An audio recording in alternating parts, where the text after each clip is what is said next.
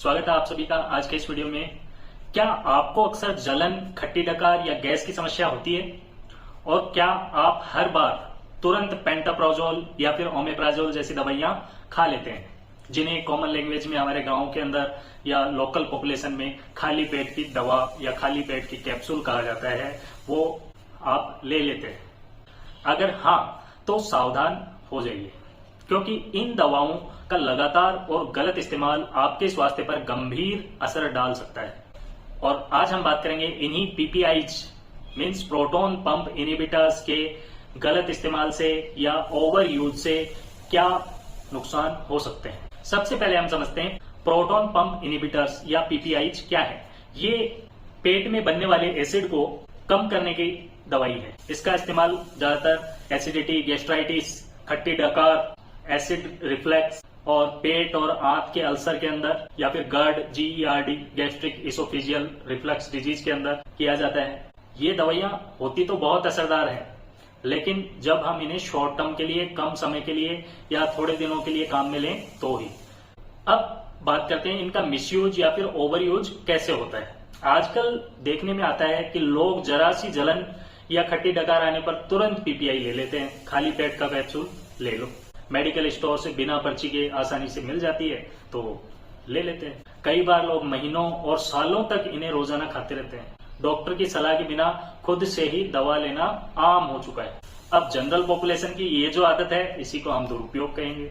लंबे समय तक अगर इस ट्रेंड को फॉलो किया जाए तो ये दवाएं खतरनाक साबित हो सकती है। अब हम जानते हैं कि अगर लंबे समय तक, सालों तक इनका यूज कर रहा है, कोई कई महीनों तक, कई सालों तक लगातार इसका यूज कर रहा है, तो इससे क्या नुकसान हो सकते हैं। सबसे पहला, न्यूट्रिएंट्स की कमी।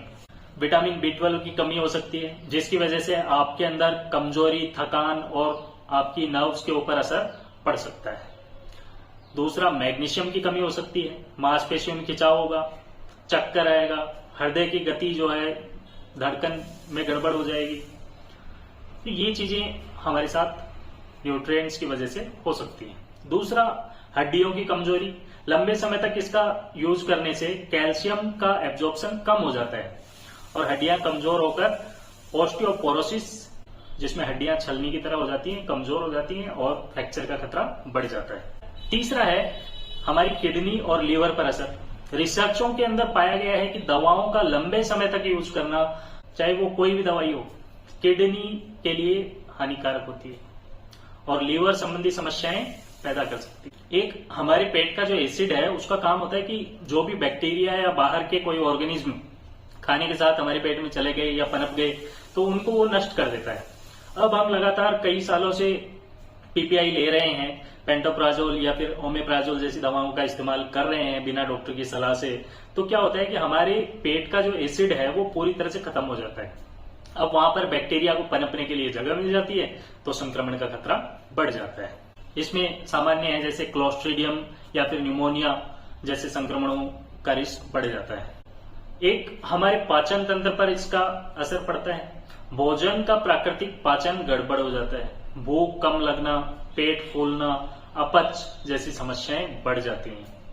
अब आप इन समस्याओं के समाधान के लिए तो कैप्सूल ले रहे हैं, खाली पेट के कैप्सूल इन समस्याओं के समाधान के लिए ले रहे हैं, एक बार के लिए आपको आराम मिल रहा है, बट यही कैप्सूल आपका जब आप लंबे टाइम तक यूज कर रहे हैं तो इन समस्याओं का कारण भी यही बन रहा है। अब हम बात करते हैं कि पीपीआई खाली पेट की दवा, गैस की दवा या कैप्सूल, खाली पेट के कैप्सूल, पेंटाप्राजोल, ओमेप्राजोल, इनका सुरक्षित उपयोग कैसे किया जाए। तो सबसे पहला ध्यान रखना है कि पीपीआई जब भी आप लें, डॉक्टर की सलाह से लें।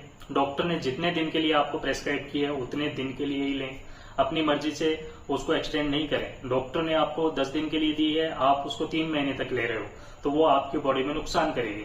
हल्की एसिडिटी या फिर गैस की समस्या है तो कभी भी तुरंत कैप्सूल लेने की बजाय कोशिश करें कि अपनी लाइफ स्टाइल को चेंज करें, खान पान को चेंज करें, जैसे कि मसालेदार और ऑयली फूड का इस्तेमाल करना कम करें, बंद करें इसको।